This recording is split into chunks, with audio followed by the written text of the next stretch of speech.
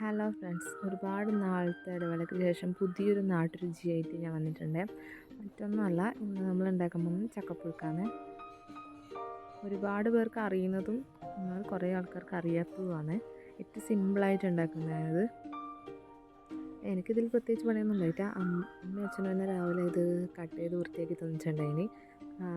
ഒന്നിച്ച് കമ്പനിക്ക് പിക്കും ഉണ്ട്. ഞങ്ങളിത് വൃത്തിയാക്കി എടുക്കുന്തോറും അവനെല്ലാം പറക്കി ചാടുന്നുണ്ട്.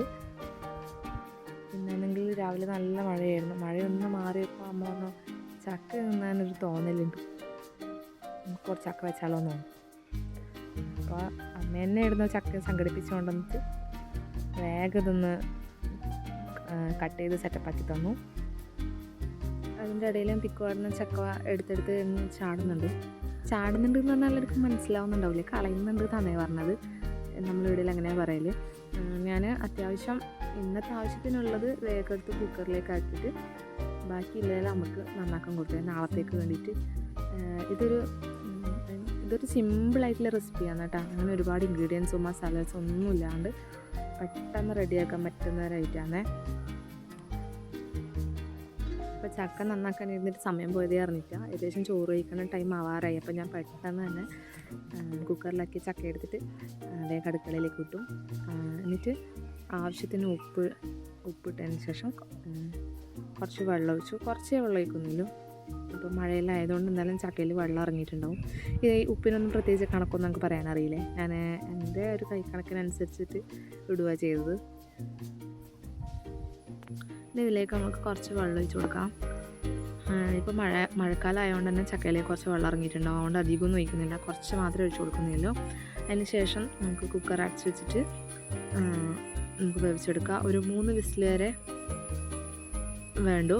അതിനിടയിൽ ഞാൻ പോയിട്ടൊന്ന് കറിവേപ്പില പൊട്ടിച്ചിട്ട് വന്നിട്ടുണ്ട്. അപ്പോഴത്തേക്കും ചക്ക വന്നിട്ടുണ്ടായിരുന്നു. ഒന്ന് ആറിയതിന് ശേഷം നമുക്ക് കുക്കർ തുറന്നിട്ട് ഇത് വെന്തോ ഇല്ലയോ എന്ന് ചെക്ക് ചെയ്യാം.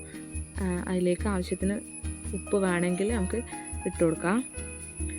ഒന്ന് ഇളക്കി നോക്കി വെള്ളമൊക്കെ ഉണ്ടോ എന്ന് നോക്കിയതിന് ശേഷം ഇതിലേക്ക് നമുക്ക് തേങ്ങയും നല്ല കാന്താരി മുളക് ചതച്ചിട്ട് ഇതിൻ്റെ അടുത്തേക്ക് ഇട്ട് കൊടുക്കാം. ശേഷം നന്നായി ഒന്ന് മിക്സ് ചെയ്യാം. കാന്താരി മുളക് ഇല്ലെങ്കിൽ പച്ചമുളക് ഇട്ടാലും മതി കേട്ടോ.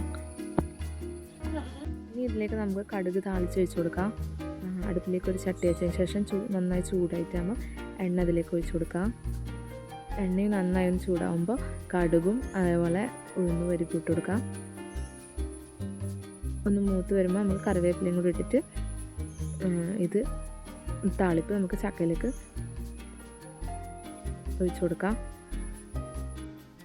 ഇനി ഇത് നമുക്ക് ചോറിൻ്റെ കൂടെയോ അല്ലെങ്കിൽ നല്ല ചൂട് കഞ്ഞീൻ്റെ കൂടെയൊക്കെ സെർവ് ചെയ്യാവുന്നതാണ്.